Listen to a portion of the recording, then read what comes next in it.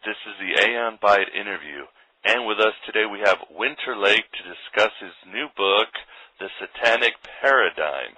How are you doing today? Doing well. How are you? Just wonderful. Thanks a lot for joining the show. You mentioned that your book is for someone versed in Satanism, that somebody should already have a working knowledge of Satanism before opening your book.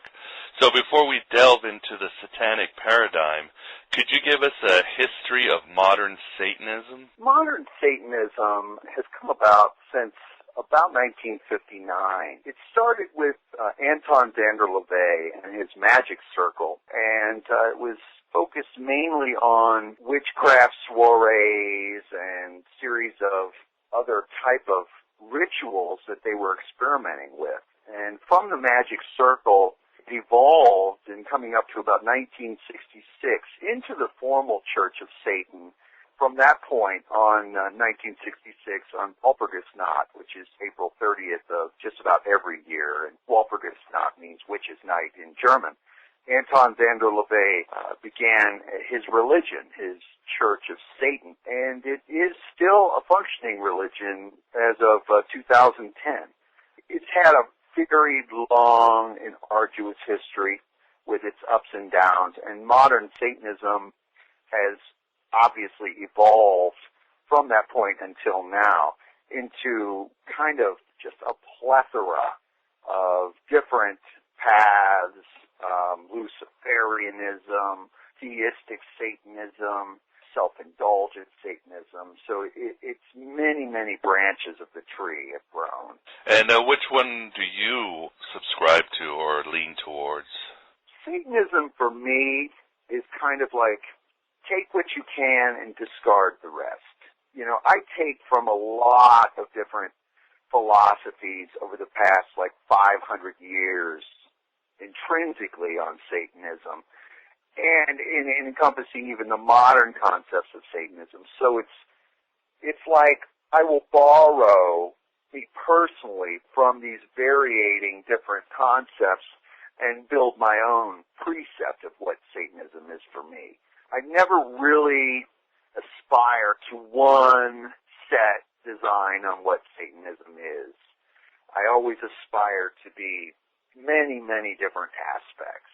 And even ironically, I am a member of the Church of Satan, although currently I am exploring, in involvement with many, many other different types of sects. And what exactly attracted you to Satanism versus other occult paths?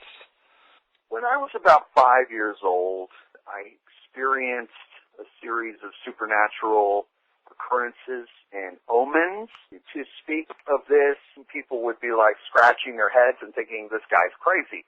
But really, they did occur for me personally. I had bats fly in my room when I was a child, and I kept it hidden in my closet. And I had always leaned towards darker elemental experiences of storms and visceral other entities, of dead trees and so on and so on. And I felt communications with other entities. And so that was what really my natural attraction to it was. It was kind of like the borderline between where reality ends and where the supernatural begins. And it's been with me since I was a child.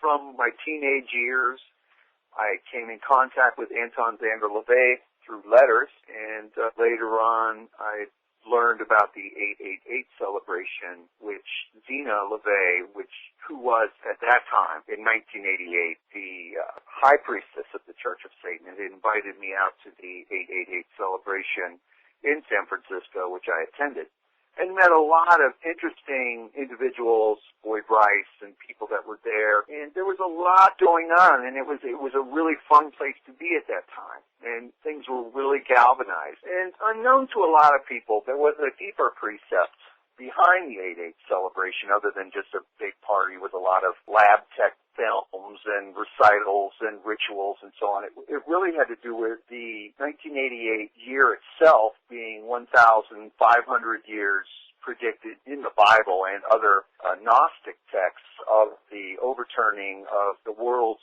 holy righteousness or holy politicians and just other kind of morass of individuals to Lucifer's thrall, in a sense, in 1988. And this has been very substantiated by what exactly that 1,500-year mark, which ended in 1988, was when Satan himself, as an entity of Luciferian power, became the ruler in the stead of the rulers. It's very interesting. Is Satan a Christian or a pre-Christian figure?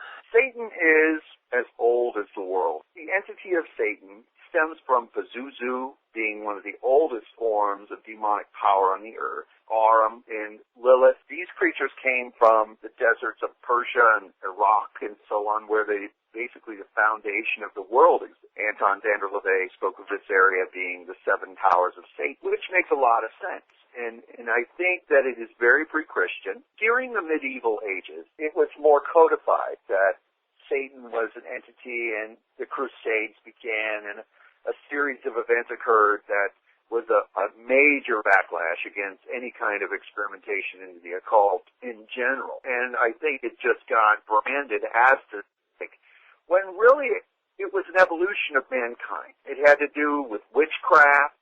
It had to do with the experimentation into other realities and astral things and occurrences of visions that people were having that may or may not have been substantiated as so-called satanic forces, when really they had to do with the mind or the experience, the evolution of humanity on a whole. As Christianity felt threatened by this, they began the sword against it, and they really carried that to the hilt through crusading, through the burnings, false accusations. Generally, this had to do with jealousy. It had to do with their position in the world being threatened by alternate ways of thinking, in my opinion. Yeah, because in ancient times, like for example, in Judaism, Satan isn't seen. Seems to be a much different character. He seems to be God's accuser, God's executioner, if you would. And the darker gods in ancient times were simply part of the whole cosmic energy, weren't they? Absolutely. You cannot have light without the dark, and that's a very cliche thing to say, but it's very relevant. The god Pan, stemming from that concept, the god Loki, were very ambiguous figures that encompassed both good and evil. They were trickery and so on. These are basic elements of how humanity is, how humans are in general. They all have this sort of Loki or Pan within them, They have a Hecate. They have a nature about them that is both of the light and the dark. And is it benevolent? Or is it really natural? I mean, who is to say? We know that it exists in humans, that this ambiguous nature exists. In certain extreme religions, like Muslimism, they totally want to slash it out. But really, they're slashing out a very elemental aspect about themselves. Muslimism, and not to diverge too much, really is kind of a very extremist concept that they have to live on this earth in the spiritual sense of this good and evil, which they attain or aspire to be non-physical and non-indulgent. Yet when they die, according to the Quran, they are able to establish themselves lustfully through the sexual relations with up to 90 virgin women. That in itself is a contradiction to the world as a whole. That you would aspire to a spiritual sexual experience when you die, yet while you're alive, when you're in a physical form, you cannot. So they have a totally twisted view of how that light and dark work together. And the lighter side of Satanism would be the Luciferian path, the light bringer, the Prometheus kind of character? To certain extents, yes. Luciferianism, to bring forth Lucifuge Rofakao, is a force for renewed enlightenment and indulgence and power here and now, and to know what you feel is real, and to expand your mental consciousness. And I think Luciferianism, coming up to especially 2050 within our time, is going to just take on